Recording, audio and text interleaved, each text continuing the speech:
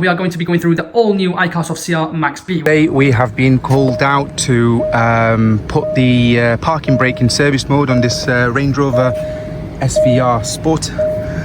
So once you've got the car all paired up to the iCarsoft diagnostic tool, so we'll just reconnect this one again. So that's the car we're selecting. Yep, that's the right one. So at this screen, what we're going to do is press the service tab and then EPB, electronic parking brake function.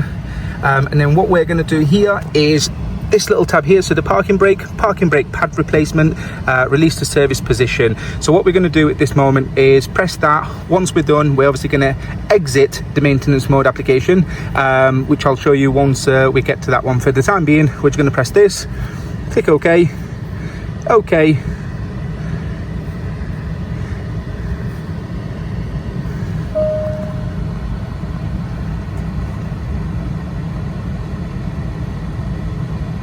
So we'll need to wait just 30 seconds. That should put the car into service mode. So as you can see there, park brake is in maintenance mode,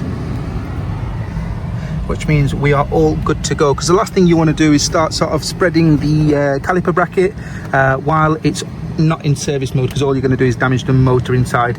So that's all done. So what we can do now is obviously start working on the vehicle. So what we're going to do is come out of the service section, ignition on, try to press OK. I know it's not the right voltage, but the brake pad pedal is not depressed. OK.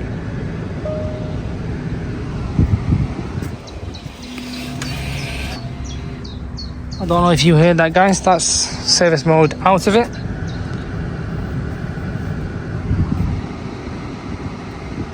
So it says application complete. All these here, yep. So let it clear all the fault code, so we don't have any pad warning sign on there anymore. Switch ignition off. Okay. And we shall wait. That's us done, guys. Finished. And if we were to turn it on,